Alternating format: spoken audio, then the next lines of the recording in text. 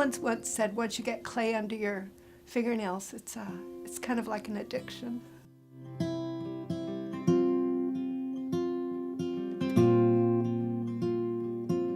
I've always been a maker, even when I was little. You know, my mom would say, "Oh, you've been bad, go to your room." And I'd go, "Oh." And it was like, she realized that wasn't really a punishment because I would just go make stuff. Art is a place for me where I can not only see beauty, which, you know, the Sistine Chapel is gorgeous and you just are just awestruck, but it's also a place, I like art that makes you think. Lots of people can make stuff that you go ooh and ah, but I want something that goes or, you know, or even maybe punches you in the gut, something that makes you kind of like go back and have to think. I don't think my art has given me the punch in the gut while I'm making it. I think the punch in the gut precedes it. The sculpture pieces I do are usually events in my life that I need to work out, that processing with your fingers that your words in your brain can't really process. And so what I can do, it's really therapy. Art is therapy.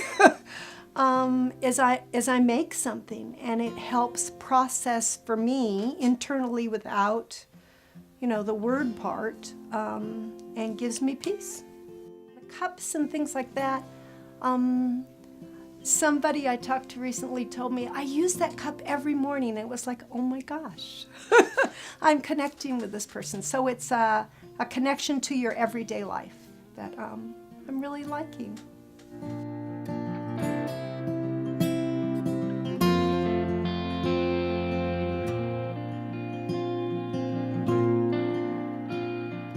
If you're just starting out in art, find out what lights your fire and then study, study, study. A technique, if you have technique, you can then do what you see in your brain. So you have to, it's being an artist is a job. If you want to get good at it, you better do it every single day. Anybody can make art, yes. You make art different than I make art, but your art is just as valuable. So to me, art is when, and it doesn't even matter what the thought is, it can be silly, it can be profound, it can be anything, but it's taking that thought and making it manifest. And so you may not like your product, good for you. That means you're gonna work harder if you choose to. For me, I chose to. I have this little saying, it's in my studio, it says, good enough isn't.